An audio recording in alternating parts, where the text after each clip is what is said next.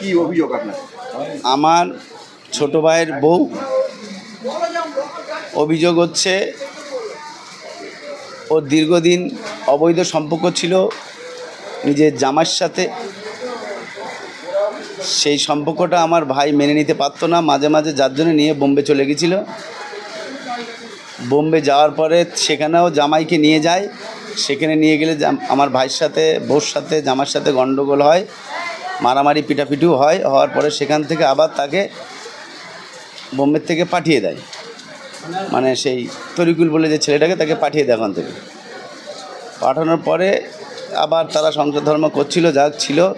তার মধ্যে আমার ভাই বউ বাড়ি এসে আবার একা রিটার্ন গেছে। রিটার্ন যেয়ে আমার ভাইকে 2-3 জন মিলে মদ খাইয়ে মেরে, গলায় ফাঁস দিয়ে মেরে ও চলে আসে ঘরে তালা দিয়ে। আমরা 4 থেকে 5 দিন পরে খবর পাই, রাত 10:30টার সময় স্বরূপনগর থানায় যাই, যে আসামিকে দেখি, পুলিশের সাথে বোম্বে ক্রাইম ব্রাঞ্চের সাথে কথা বলি। তারা বলল এই ব্যাপার, ডেড বডি পৌঁছে গেছে, আনার কোনো লাইন নেই, এখনও 2-3 দিন লাগবে ডেড বডি ক্লিয়ার করতে, তোমরা ওখানে সমাধি করার কোনো ব্যবস্থা করো। তারপরে আমরা রাত 2টার থেকে ওখানে গেলাম, আবার এখন কোর্টে আসলাম।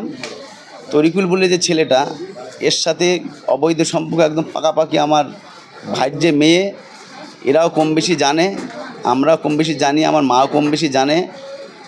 কম বেশি বলতে আমার মা পুরোই জানে। এই নিয়ে আমাদের সাথে দীর্ঘদিন অশান্তি, ভাইয়ের সাথে দীর্ঘদিনের অশান্তি। আপনারা এখন কি আপাতত চাচ্ছি যে সঠিক তদন্ত হোক, যে অরিজিনাল দোষী তার সাজা হোক। এতে বোমে নিয়ে যাচ্ছে।